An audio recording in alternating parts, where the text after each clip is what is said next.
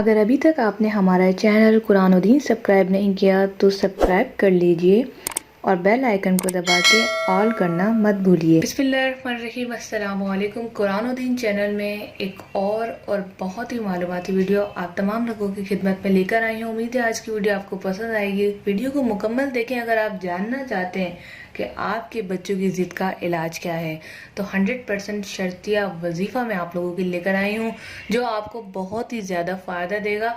आपके बच्चों में ज़िद, चिड़चिड़ापन, गुस्सा ख़त्म होना शुरू हो जाएगा। तो वीडियो को मुकम्मल देखते रहें। इसके साथ मैं आपको ये बताना चाहूँगी कि जो ज़िद्दी बच्चे होते हैं उनकी एक वजूहात वालिदैन खुद भी होते हैं जो बच्चों की छोटी छोटी बातों को इतना पूरा कर देते हैं कि वो ज़िद्दी बन जाते हैं। दूसरा रीज़न इसका ये होता है कि जिन बच्चों में खून की कमी या कमज़ोरी ज़्यादा होती है उन्हें चिड़चिड़ापन, ज़िद आ जाती है, क्योंकि जब उनकी मतलब की चीज़ें नहीं मिलती तो वो ज़िद में आ जाते हैं। इसके अलावा तीसरी वजह ये होती है नज़र।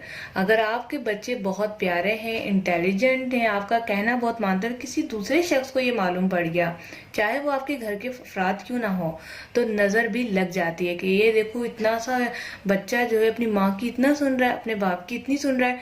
इस तरह से जो बच्चे बहुत ज़्यादा हाय में आ जाते हैं। जैसे हाय इतना किया इसने, हाय देखो कितना प्यारा लग रहा है। ये जो हाय वर्ड है ना, अगर लोग इस हाय वर्ड को हटा के माशाल्लाह लगा दें तो कोई भी शख्स, कोई भी मुसलमान उसको नज़र ना लगे।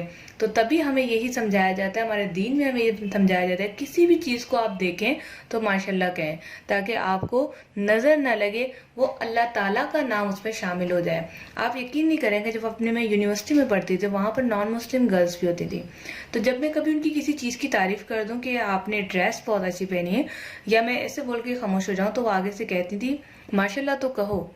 इवन वो हमारे दीन से बहुत अलग हैं लेकिन उन्हें ये मालूम है कि नज़र से बचने के लिए माशाल्लाह कहते हैं। तो हमारे दीन को आजकल हिंदू कौम, इसके अलावा अंग्रेज़ जो है बहुत ज़्यादा फॉलो कर रहे हैं। यू कांट बिलीव कि वो बहुत ज़्यादा फॉलो कर रहे हैं, जिसकी वजह से आज वो सक्सेसफुल हैं। तो चलिए बात करते हैं कि हमने क्या वजीफ़ा करना है। आपको उम्मीद है कि ये छोटी छोटी बातें समझ आ गई होंगी जो आपने करनी है। ये 3 काम आपने लाजमी करने हैं। इसके बाद वजीफ़ा करना है, आपने पढ़ना है 500 बार या मुकीतो या फिर या मुकीत। ये आपने 500 बार पढ़ना है और 7 दिन तक पानी पर दम करके बच्चे को पिलाना है। रोजाना अमल करना है 7 दिन तक 500 मरतबा या मुकीतो। मेरी स्क्रीन पे भी आपको नजर आ रहा होगा या मुकीतो या फिर या मुकीत आपने पढ़ना है।